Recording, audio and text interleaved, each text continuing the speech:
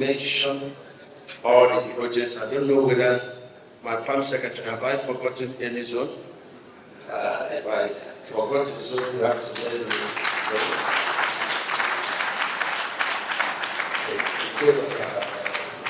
Let me commend Mr. President very highly for the 4 legacy projects. I've mentioned them. But let me say that the source of funding, and before I say the source of funding, I've already told you that we have 260 palliative projects totaling 208 billion, and they're ready for commissioning. And we've agreed, subject to directive of Mr. President, that the projects will be commissioned zone by zone, and that we are going to have the press, going to all these 6 zones, like the Nigeria Road Transport Workers, National Assembly. So you will be involved in the commission of these projects. And before I round off, let me say that I saw when people posted that we are going to London. I've never been to London in the past 2 years. I never discussed with anybody about going to London. I have too much work to do here, talk about going to London. And so we shouldn't, just take on social media and take it to be true. Nobody discussed going to London with me. And let me say that for a minister to travel out of the country, the rule is that you must get written approval by the Mr. President. So this is social media jargon and should not be taken, seriously. Nobody discussed with me. I'm not aware. I'm not aware that any of the other ministers, they are aware. And so please disregard it and let us not join issues with social media. And let somebody help me to tell Mr. Rufai, who is my very good friend, to please cross-check very well. Because they would have sent a text to us before they began to condemn us. Even when I was governor, before I traveled out of the country, I had always taken permission from a sitting president. So I'm a man that is played by the rule of the law. And so the policies that we have injected in the ministry, before now, when you give contractors mobilization, in fact, no contractor will move to site until you pay mobilize. But that's not what the Procurement Act says. Procurement Act says that the client may and not must. So we've changed that narratives. And in the contract agreement, we put it down that if after 30 days we sign contract with you and you fail to mobilize and work, then that project is assumed to have been terminated. And this is helping us because people have a lot of excuses and they seek for variation and say, look, we will not be mobilized. That's not what the law says. In fact, you are required to have certain amount of money in your own liquidity before you get certain jobs. We are also classifying the contractors. We don't want contractors, some of them are reading from university and come down to primary school, and reading from primary school going to the university. We don't want that. We are classifying contractors according to their capacity and abilities, so that we give life to our local contractors. And let me also announce that Mr. President directed that we must grow the local contractors. We must grow our local engineers.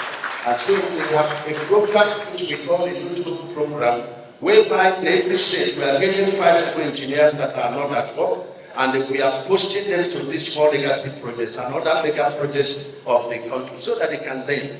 We can't continue to use foreign contractors to grow our economy. You go to China, you find out who are working. We have to grow our people, and we introduce the first concrete pavements, which is very easy to lay. But the trick in it, and that's why the fighting is that you can do all the mess and cheating with asphalt, but you cannot do that with the first concrete. Because the moment the quality of the concrete is not there, it will fail in your face. But badly job with asphalt will last for 1 year. And that's what people talk, FEMA is not doing anything. By the way, I've told the Minister of Information to please give my brother, the Honourable Minister of State, a day to come, and you'll be shocked with the intervention that FEMA is doing in all our roads. So we brought these innovations, and we brought innovations of very serious training.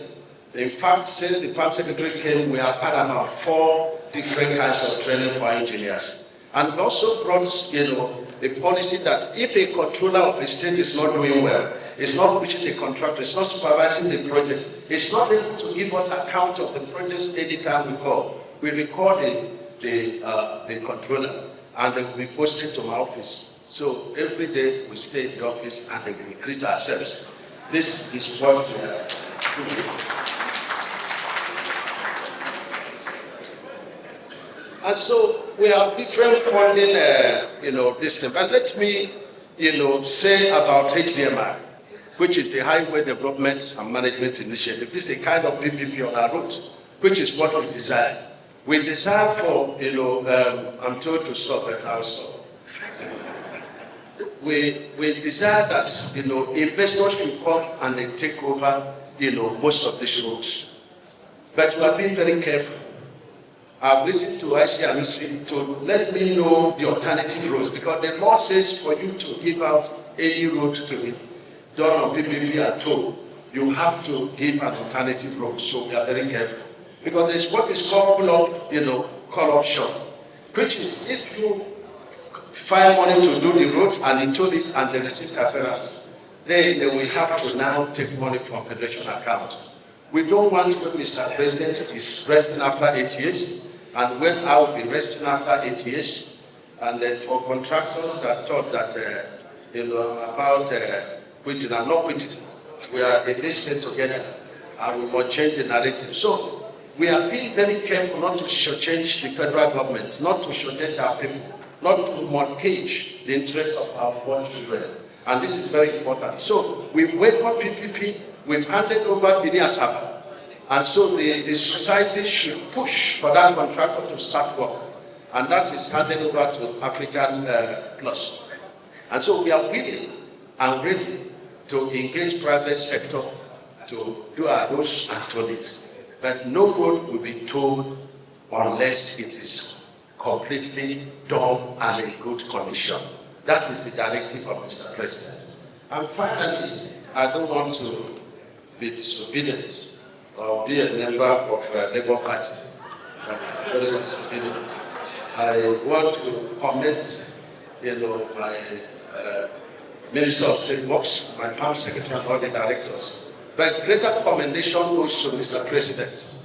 When he asked me to do Lagos-Calabar Coastal Highway, I drew inspiration from the Eco-Atlantic.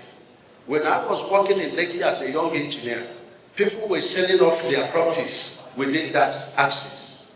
I know, there is one glass house that sold off in panic. IMB, very good. But Mr. President, a man of courage, a man of, I call him the Joseph the Dreamer.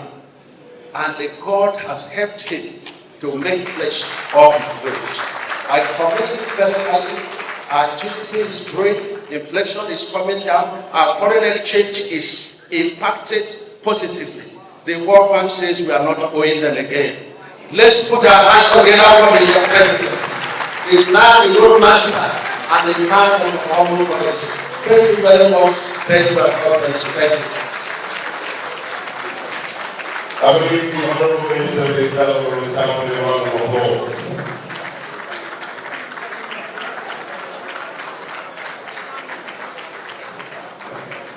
Thank you very much. You may please be seated. Thank you.